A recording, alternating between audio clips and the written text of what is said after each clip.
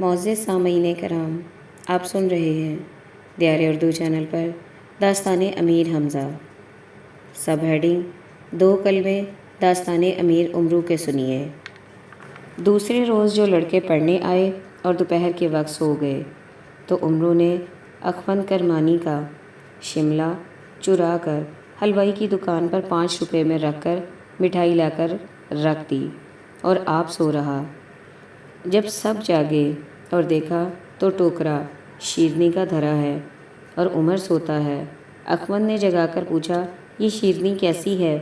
امرو نے کہا، بابا جان نے نظر مانی تھی اور یہ شیرنی وہ لائے تھے۔ بڑی دیر تک وہ بیٹھے رہے۔ جب آپ نہ جاگے تو ان کو ضروری کام تھا، اس لیے مجھ کو اٹھا کر کہہ گئے کہ اس پر فاتحہ دلوا کر تقسیم کر دینا۔ آپ فاتحہ دیجئے۔ کہا، کس کے نام کی دوں؟ عمر نے کہا، ایک فقیر بابا شملہ تھے۔ تب اخوند نے کہا کہ یہ کیسا نام ہے؟ امرو نے کہا، فقیروں کے نام ایسے ہوا کرتے ہیں۔ اخوند نے فاتحہ پڑھ کر اوپر سے بڑے بڑے پیڑے اٹھا کر کہ جن میں جمال گھوٹا ملا ہوا تھا وہ کھا لیے اور باقی مٹھائی امرو نے امیر اور مقبل کے آگے رکھی اور تمام لڑکوں کو شریک کر کے کھائی۔ 2-1 گھڑیاں گزریں تو اخوند کو دست آنے شروع ہو گئے تو امرو کو کہا، تم نے یہ کیا کھلایا؟ کہا، مجھے بدنام نہ کیجیے، سب نے یہی کھائی ہے، آپ کو تھوڑی بھوک تھی اور کھائی بہت۔ اس نے گرانی کی اور بدہضمی سے پیٹ چھوٹ گیا۔ جب 4 گھڑی دن رہا، امیر نے امرو کی شرارت معلوم کر کے دہی منگایا اور اخوند کو پلایا۔ جب ذرا آرام ہوا، اخوند نے لڑکوں کو چھٹی دی اور اپنے کپڑے پہنے مگر شملے کا پتہ نہ چلا۔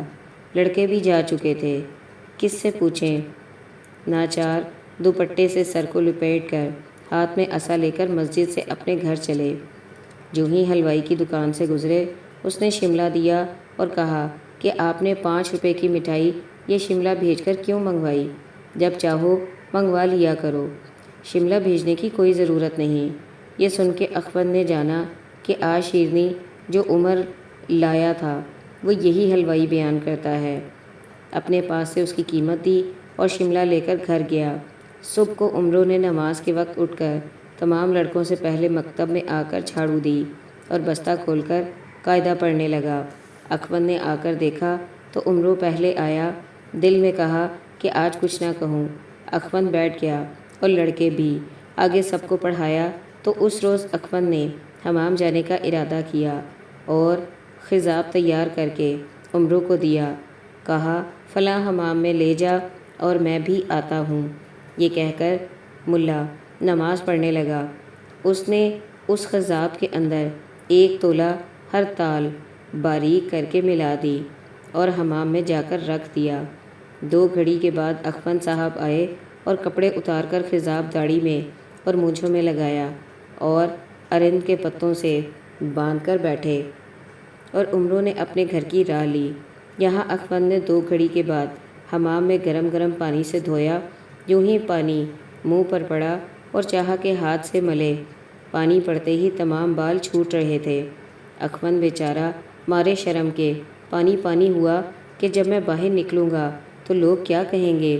کپڑے پہن کر خواجہ عبدالمطلب کے پاس جا کر ان کے روبرو اپنے اعمال نامہ کہہ دیا اور اپنا حال دکھایا کہ امرو نے میری یہ صورت کی ہے، آپ اس کو سزا دیں۔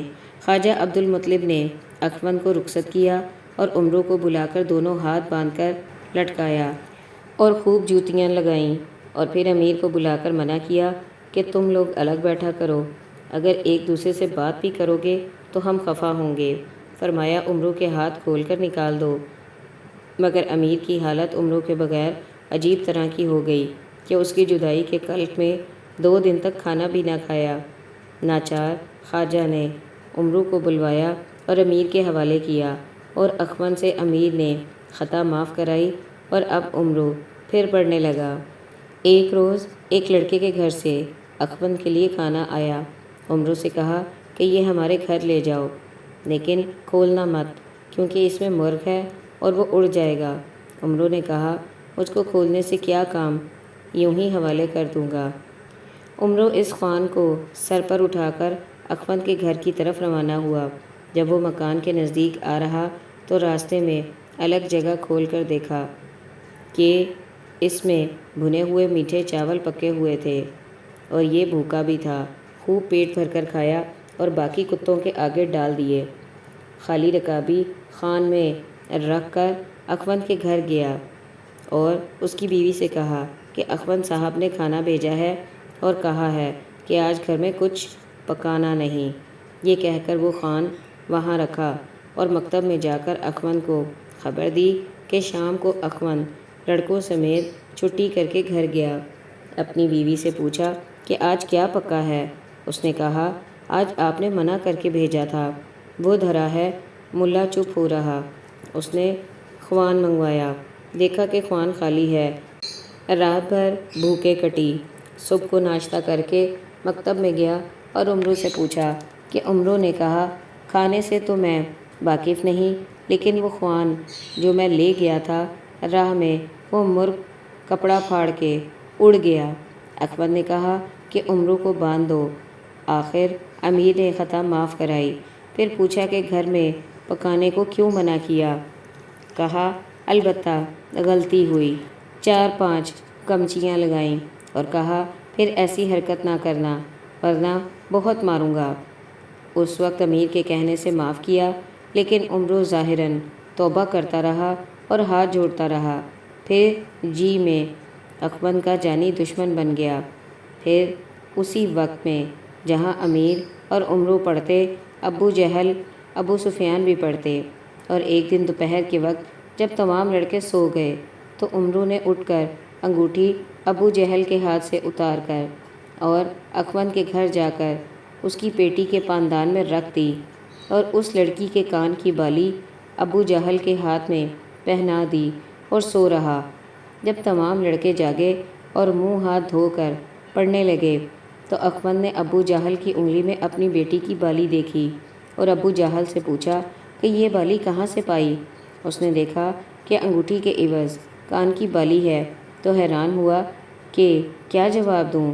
عمرو نے کہا کہ دوپہر کو آپ جب سو جاتے ہیں اور یہ اٹھ کر آپ کے گھر جاتا ہے، آج میں اس کے پیچھے پیچھے گیا تھا۔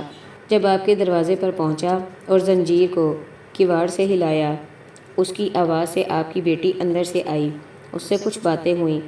بعد میں اس نے اپنے کان کی بالی اس کو دی اور اس نے اپنی انگوٹھی اس کو دی۔ اخوند کو مارے غصے کے اندھیرا سا آ گیا اور ابو جہل سے وہ بالی تو لے لی اور اتنی مار دی کہ تمام بدن کی کھال اتر گئی، اور اسی غصے میں اپنے گھر گیا اور بیٹی کا پاندان دیکھا۔ انگوٹھی اس میں دیکھتے ہی آگ لگ گئی۔ پکڑ کر 2-4 چانٹے مارے کہ تل ملا گئی۔ اس کی بیوی نے یہ حرکت دیکھی اور بے اختیار برابر برا بھلا کہتی ہوئی دوڑی اور 1-2 ہتھڑ اس کی پیٹھ پر مارے اور لڑکی کو چھڑایا۔ اخوند اس عورت کی طرف متوجہ ہوا، غرض دونوں خوب لڑے۔ دوسرے روز جمعے کا دن تھا۔ عمرو فرصت پا کر ایک بساتی کی دکان پر گیا اور آہستہ سے اس کے کان میں کہا کہ تم یہاں بیٹھے ہو اور گھر میں تمہاری بیوی کا برا حال ہے۔ اس بساتی کی بیوی سے بڑی محبت تھی۔ بے تاب ہو کر دوڑا۔ عمرو بھی تھوڑی دور تک اس کے پیچھے گیا اور بات کو جدا ہو کر پیچھے رہ گیا اور اس کی دکان پر آ کر شاگرد سے کہا کہ تمام سوئیوں کا پڑا ایک شخص مول لے گا، وہ تمہارے استاد نے مانگا ہے۔ اس نے حوالے کیا اور عمرو اس کو لے کر اپنے گھر آیا۔ دوسرے روز مکتب میں آیا، سوئیاں رکھ کر اوپر سے چادر بچھا دی اور چلا گیا۔ جب تمام لڑکے آ چکے تو عمرو بھی آیا۔ اس دن اخوند نے جو ہی بستر پر پاؤں رکھا تو سوئیاں تلووں میں چھید کر کے پار ہو گئیں اور ایک آہ بھر کے بیٹھ گیا۔ بیٹھتے ہی سوئیاں بیچارے کے بدن میں گڑ گئیں اور ہر عضو سے خون بہنے لگا اور درد سے مچھلی کی طرح لوٹنے لگا اور حالت مردہ کی سی ہو گئی۔ تب تو سارے لڑکے گھبرائے اور ہر طرف سے دوڑ کر اخوند کے پاس آئے اور سوئیاں نکالنے لگے۔ جب سوئیاں نکال چکے تو ملا کی حالت دوپہر تک غش میں رہی اور تمام بدن سوج گیا۔ ہوش میں آ کر کہا لڑکوں، معلوم نہیں تم میں میرا ایسا دشمن کون ہے کہ جس نے یہ حرکت کی۔ عمرو نے کہا کہ اگر ہمیں وہ معلوم ہوا تو اس سے بھی ایسا ہی سلوک کریں گے کہ اس کے بدن میں ان سوئیوں کو چھید دیں۔ اکمل نے کہا کہ تو جا کر میانہ لے، اس پر سوار ہو کر گھر جاؤ۔ عمرو جا کر سواری لایا اور اکمل اس پر سوار ہوا اور لڑکوں کو کہا کہ تم بیٹھے پڑھتے رہو اور 4 گھڑی دن رہے تو اپنے اپنے گھر کو جانا۔ عمرو کو اپنے ساتھ لے کر چلا۔ جب میانہ بساتی کی دکان کے آگے آیا، جو ہی اس کی نظر عمرو پر پڑی، بے اختیار دکان سے دوڑا اور کہنے لگا، لڑکے تو بڑا شریر ہے کہ کل مجھ کو بہانہ کر کے دکان سے اٹھایا اور سوئیوں کا پڑا لے گیا، اب کہاں جاتا ہے؟ اکمل نے سوئیوں کا نام سن کر اس کی طرف دیکھا اور پوچھا، کیا بات ہے؟ وہ اکمل سے بیان کرنے لگا۔ عمرو نے سوچا اور آنکھ بچا کر بھاگا اور مکتب میں آ کر امیر اور مقبل سے کہا، اب ہمارا اس شہر میں ٹھکانہ نہیں۔ امیر نے وجہ پوچھی تو کہا، مجھ میں بات کرنے کی حواس نہیں ہے، رخصت ہوتا ہوں۔ امیر نے کہا، اے عمرو، تیری مفارقت مجھ سے کب سہی جائے گی؟ میں بھی تیرے ساتھ ہوں۔ امیر اور مقبل عمرو کے ساتھ ہو گئے اور جن جن لڑکوں کو امیر کے ساتھ الفت تھی وہ بھی ہمراہ ہوئے، اور شہر کے باہر حبل ابو قیس نام کا ایک پہاڑ ہے، اس کے درے میں سب کے سب جا چھپے۔ جب رات ہوئی، اسی درے میں ایک پتھر پر سو رہے۔ صبح اٹھ کر وہاں ایک چشمے کے پانی سے وضو کیا اور سب نے نماز پڑھی اور آپس میں باتیں کرنے لگے۔ جب 4 دن گھڑی چڑھا تو امیر نے عمرو کی طرف دیکھ کر کہا، بھائی ہمارا تو بھوک کے مارے برا حال ہے، کچھ کھانے کی فکر کرو۔ عمرو نے کہا، سب یہاں ٹھہرو، یہ غلام کھانا لاتا ہے۔ یہ کہہ کر شہر میں جا کر ایک قصاب کی دکان سے ٹکڑے آنت کے لے کر زبیدہ نامی بڑھیا کے گھر کے پچھواڑے گیا۔ اس بڑھیا کے گھر میں بہت سی مرغیاں تھیں، یہ ان کے انڈے اور بچے فروخت کیا کرتی تھی۔ اس نے اس آنت کے سرے پر گرا دے کر ایک مرغی کے آگے ڈال دیا اور دوسرے سرے کو اپنے ہاتھ میں رکھا اور اس مرغی نے اس سرے کو نگل لیا۔ عمرو نے دوسری طرف سے پھونکنا شروع کیا تو آنت پھول گئی اور وہ گرد اس کے گلے میں اٹکی، مرغی تڑپنے لگی۔ عمرو نے چپکے سے پکڑ کر اور دبا کر ذبح کیا اور صاف کر کے اپنے رومال میں باندھا اور اس بڑھیا کے چھپڑ پر پچھواڑے سے 4-5 پتھر مارے۔ وہ بیچاری شور مچاتی ہوئی گھر سے باہر نکلی اور اس طرف آ کر شور مچایا تو عمرو نے دوسری طرف جا کر وہاں انڈے دھرے تھے اٹھا کر اپنی راہ لی اور ایک کبابی کی دکان پر جا کر کہا کہ ان انڈوں کا خاگینہ تل دے اور اس مرغی کے کباب اور 5 روپے کی روٹیاں اور کلچے ایک خوان میں لگا کر اور ان پر کباب انڈے رکھ دے، میں اپنے سر پر لے جاؤں گا اور اپنا ایک آدمی میرے ساتھ کر دے اور اس کو خواجہ عبدالمطلب سے اس کی قیمت دلوا دوں گا۔ اس نے عمرو کے کہنے پر سب کچھ تیار کر دیا اور قیمت لانے کے لیے اپنا ایک آدمی عمرو کے ساتھ کر دیا۔ عمرو نے تھوڑی دور جا کر اس آدمی سے کہا، تم خواجہ عبدالمطلب کے دیوان خانے میں جا کر بیٹھو، مجھ کو کچھ کام ہے، میں اس طرف سے ہو کر آتا ہوں۔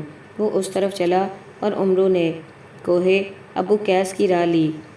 جو کچھ وہ لے گیا تھا امیر کے آگے رکھ دیا اور امیر نے کہا، دیکھیں تو کھانا معقول لایا ہے۔